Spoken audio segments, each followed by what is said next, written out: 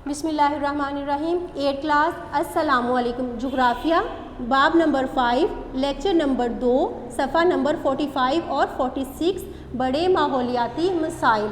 सबसे पहले हम लोगों ने पढ़ना है ग्रीन हाउस इफ़ेक्ट। ये देखें, ये हमारी ज़मीन है और ज़मीन के ऊपर मुख्तलिफ़ गैसों का एक गुलाफ है जिसे हम कुर्रा हवाई कहते हैं।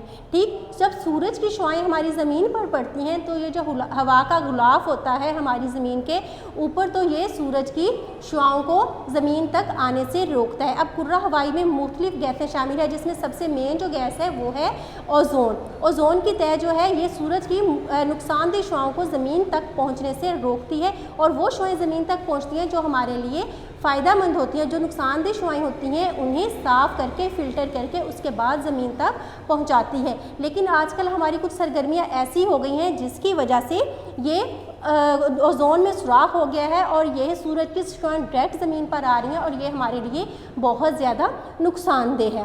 ग्रीन हाउस इफ़ेक्ट की आपको समझ आगे आ जाते हैं।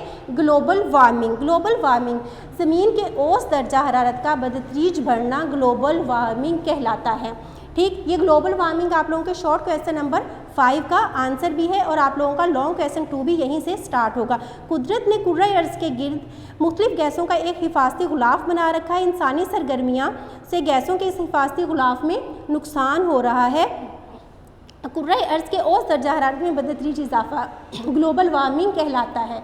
ग्लोबल वार्मिंग की वजूहात: मुख्तलिफ़ फैक्ट्रियों, गाड़ियों, हवाई जहाज़ों, ट्रेनों वगैरह से निकलने वाला धुआं, बड़े पैमाने पर कोयले के जलने की वजह से कार्बन डाइऑक्साइड गैस हवा में दाखिल हो रही है जो कि ग्लोबल वार्मिंग का सबब बन रही है। इसके अलावा दरख्तों की बहुत ज़्यादा कटाई भी ग्लोबल वार्मिंग की वजूहात में से बड़ी वजह है। ग्लोबल वार्मिंग के इंसानी ज़िंदगी पर और आबी ज़िंदगी पर असरात: ग्लोबल वार्मिंग की वजह से पूरी दुनिया के माहौल में बहुत सारी तब्दीलियाँ रोनुमा हो रही हैं। ग्लोबल वार्मिंग की वजह से समुंदर की सतह का बुलंद होने के असरात ज़ाहिर हो रहे हैं। ग्लेशियर्स तेज़ी से पिघल रहे हैं। सैलाबों का बेवक्त और बहुत ज़्यादा आना, आलमी औसत दर्जा हरारत में बड़े पैमाने पर बहुत सी बीमारियाँ फैल रही हैं। ग्लोबल वार्मिंग की वजह से फसलों और मवेशियों की पैदावार में बड़ी हद तक कमी वाक़या हो रही है। बाज़ इलाकों में बारिशें बिल्कुल भी नहीं होती और बाज़ इलाकों में बहुत ज़्यादा होती हैं। कुदरती वसाइल, जंगलात, घास, मैदानों वगैरह की पैदावारी सलाहियतें भी आहिस्ता आहिस्ता कम हो रही हैं। आगे आ जाएं green house effect. Green house effect क्या है?